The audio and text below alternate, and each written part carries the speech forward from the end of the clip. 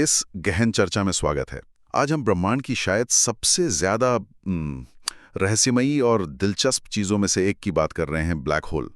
हमारे पास कुछ अच्छे लेख और नोट्स हैं और हमारा मकसद है कि इनमें से जरूरी बातें निकाल कर ये समझें कि आखिर ये ब्लैक होल हैं क्या, भला इनकी अजीब खासियतें क्या हैं और ये हमें इतना आकर्षित क्यों करते हैं।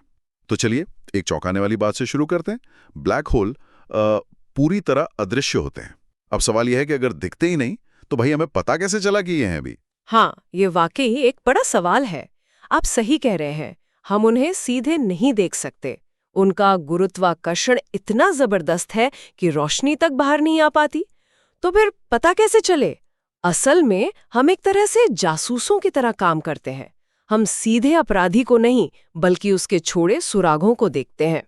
सुराग? अच्छा, किस तरह के सुराग मतलब? देखिए, सबसे पहला सुराग है उनका गुरुत्वाकर्षण का असर। कल्पना कीजिए कि आप हवा में एक अदृश्य गेंद नचा रहे हैं। आप गेंद नहीं देख सकते, पर उसके आसपास की चीजें कैसे हिल रही हैं, उससे आप अंदाजा लगा सकते हैं कि वहां कुछ है। ठीक वैसे ही हम देखते हैं कि कैसे ब्लैक होल के पास के तारे या गैस के बादल अजीब तरह से घूमते हैं, या उनकी कक्षाएं ऐसी होती हैं जो इशारा करती हैं कि पास में कोई भारी अदृश्य चीज मौजूद है। अच्छा, यानी उनके बर्तावों से पता चलता है। ओके, और कोई तरीका? हाँ, बिल्कुल। जब गैस और धूल जैसी चीजें ब्लैक होल की तरफ खींचती हैं तो वो सीधे उसमें गिरने जाती। वो उसके चारों तरफ एक चपटी घूमती हुई डिस्क बना लेती हैं।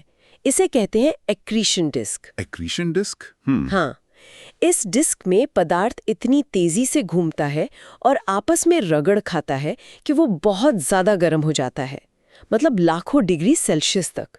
और इतनी गर्मी से वो तेज रोशनी छोड़ता है, खासकर एक्सरेज। एक्सरेज? जी, इन एक्सरेज को हमारे टेलीस्कोप पकड़ लेते हैं और हमें पता चल जाता है कि वहां शायद एक ब्लैक होल है जो एक तरह से नाश्ता कर रहा है। हाँ, यानी अदृश्य होकर भी अपने आसपास के माहौल को रोशन कर देते हैं। कमाल है। और एक और तरीका है जो पिछले कुछ सालों में बहुत अहम हो गया है, गुरुत्वाकर्षण तरंगे। हाँ, ग्रेविटेशनल वेव्स सुना है। बिल्कुल। जब दो ब्लैक होल एक दूसरे का चक्कर लगाते हुए करीब आते हैं और आखिरकार टकराकर एक हो जाते हैं, तो ये टक्कर इतनी जबरदस्त होती है कि वो स्पेस टाइम के ताने बाने में लहरें पैदा कर देती है, जैसे पानी में पत्थर फेंकने पर होता है। अच्छा। ये लहरें करोड़ों प्रकाश वर्ष दूर तक फैलती हैं और अब हमारे पास लाइगो और वर्गो जैसे डिटेक्टर हैं जो इन बेहद हल्की तरंगों को भी महसूस कर सकते हैं। ये हमें सीधे ब्लैक होल के विलय, मतलब उनके टकराने का सबूत देते हैं। और वो तस्वीर भी तो आई थी कुछ साल पहले, MS-70 वाली, जिसने काफी सुर्खियां बटोरी थी। हाँ, बिल्कुल। 2019 में इवेंट होराइजन टेलीस्कोप ने, जो असल में दुनिया भर में फैले कई रेडियो टेलीस्कोप का एक नेटवर्क है, उसने M87 गैलेक्सी के केंद्र में मौजूद सुपरमैसिव ब्लैक होल की पहली तस्वीर ली।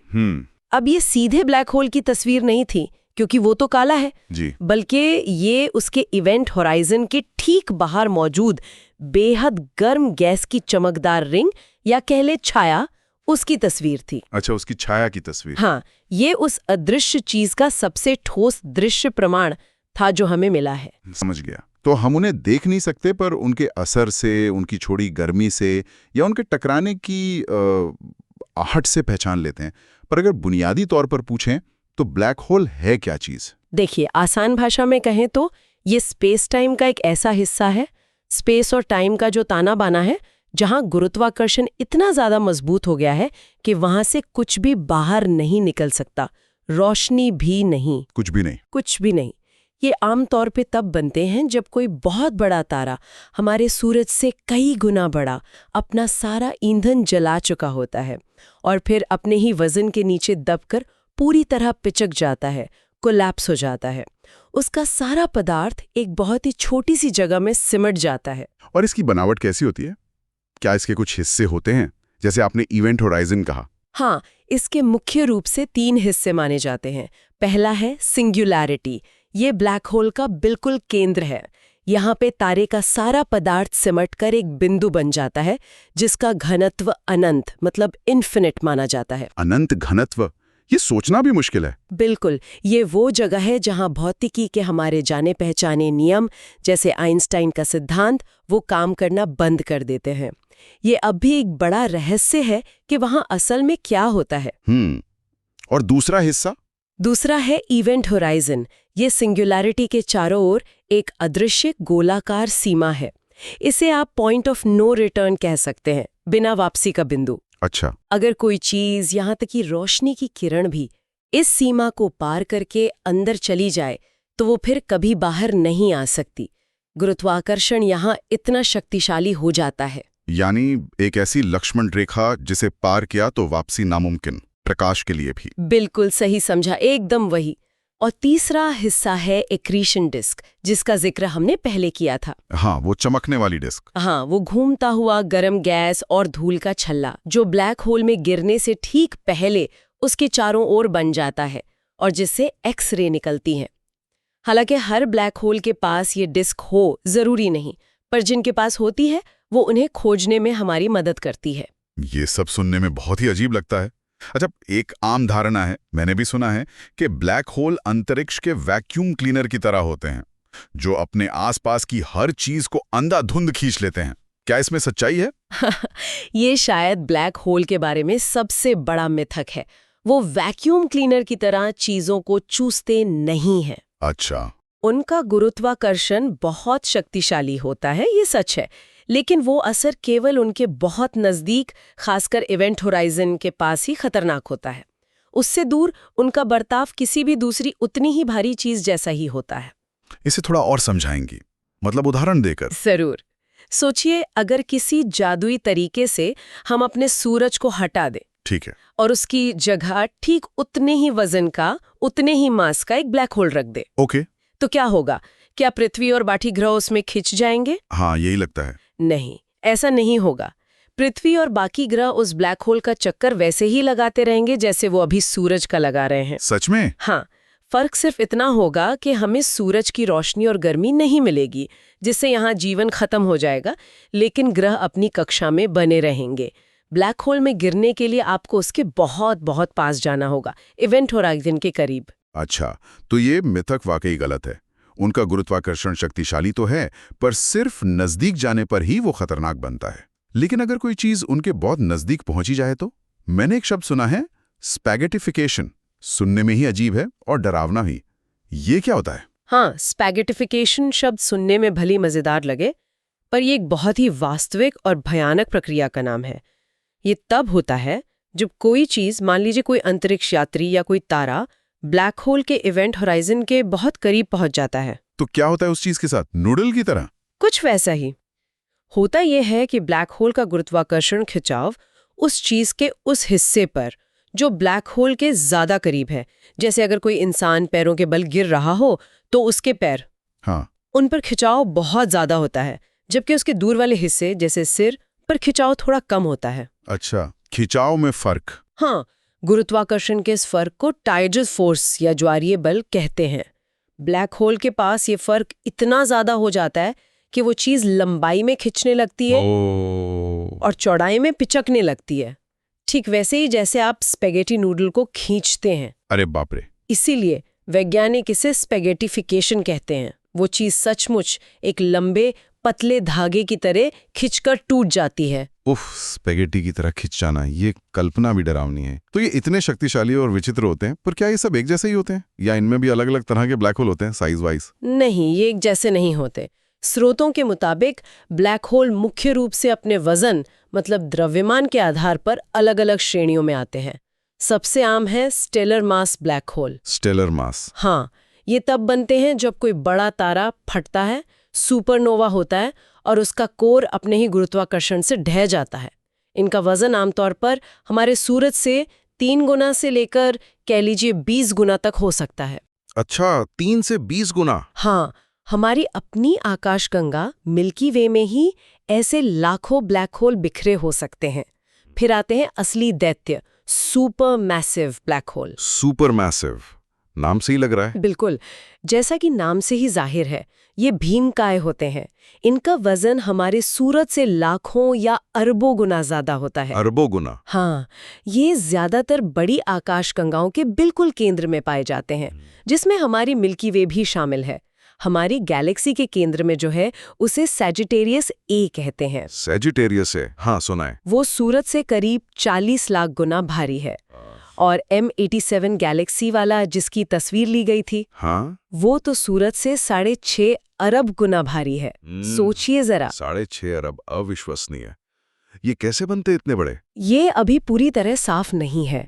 शायद ये छोटे ब्लैक होल के मिलने से या फिर गैस के विशाल बादलों के सीधे ढहने से बने होंगे। क्या इनके अलावा भी कोई प्रकार हैं? हाँ, कुछ और प्रकार भी हैं, पर वो कम पाए जाते हैं या अभी सैद्धांतिक है, मतलब थ्योरी में है। एक है इंटरमीडिएट मास ब्लैक होल। ये स्टेलर और सुपरमैसिव के बीच के आकार के होते हैं, सूरज से कुछ 100 या 1000 गुना भारी। बीच के? हाँ, ये कहाँ और कैसे बनते हैं इस पर अभी खोज चल रही है। और फिर एक पूरी तरह से काल्पनिक प्रकार है प्राइमोर्डियल ब्लैक होल। प्राइमोर्डियल मतलब बहुत पुराने? हाँ, माना जाता है कि ये शायद बिग बैंग के ठीक बाद ब्रह्मांड की शुरुआत में ही बन गए होंगे, जब स्पेस के कुछ हिस्से बहुत ज्यादा घने थे। ये परमाणु जितने छोटे होकर भी एक पहाड़ जितने भारी हो सकते हैं, पर इनके होने का अभी कोई पक्का सबूत नहीं है। ये बस एक आइडिया है। स्टेलर, सुपरमैसिव और शायद इंटरमीडिएट और प्राइमोर्डियल भी, काफी विविधता है इनमें। ये सारी जानकारी, ये सिद्धांत, ये आए कहाँ से? लोग अक्सर ब्लैक होल को आइंस्टाइन से जोड़ते हैं। क्या ये सब उनका ही काम है? आइंस्टाइन का नाम आना लाजमी है, बिल्कुल। उनकी 1915 की सामान्य सापेक्षता सिद्धांत यानी थ्योरी ऑफ जनरल रिलेटिविटी, हाँ, वो वही बुनियाद है जिसने गणितीय रूप से दिखाया कि गुरुत्वाकर्षण स्पेस और टाइम को कैसे मोड़ सकता है। और अगर बहुत सारा वजन बहुत छोटी जगह में समट जाए तो ऐसी अजीब चीजें बन सकती हैं। तो हाँ, नींव आइंस्टाइन ने रखी।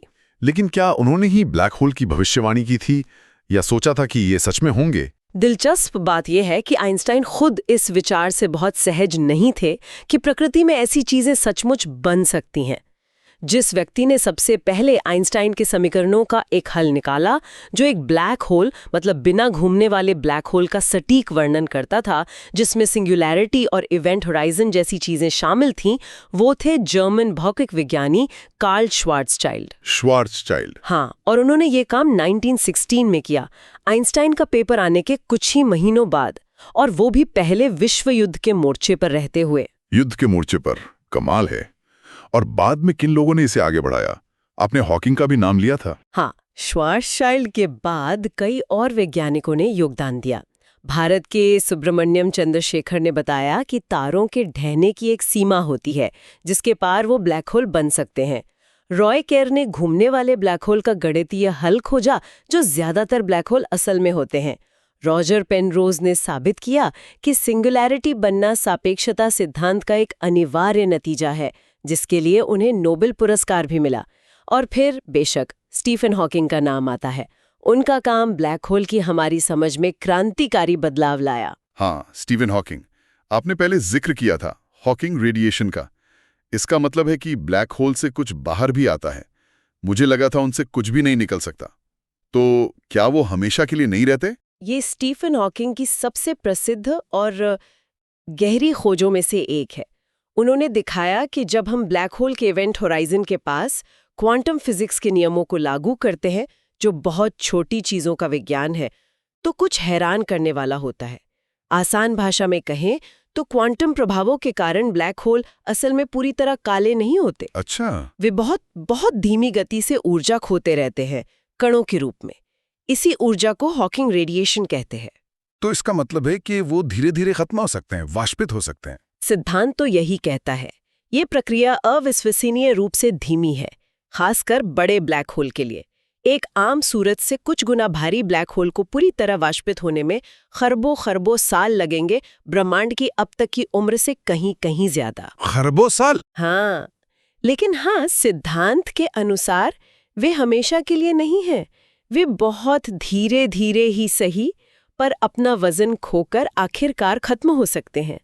ये विचार इसलिए भी बहुत महत्वपूर्ण है क्योंकि ये आइंस्टाइन के गुरुत्वाकर्षण सिद्धांत और क्वांटम मैकेनिक्स को जोड़ने की कोशिश करता है, जो भौतिकी की दो सबसे बड़ी थ्योरी हैं, पर जिन्हें एक साथ लाना बहुत मुश्किल रहा है। मतलब हमेशा के लिए नहीं, ये तो बड़ी बात है, चाहे कितना भी लंबा समय लगे। अच्छा, हम स्पेस और टाइम के मुड़ने की बात कर रहे थे। मैंने सुना है कि एक ब्लैक होल के बाद सिर्फ स्पेस ही नहीं, टाइम भी अजीब तरह से बर्ताव करता है। क्या यह सच है?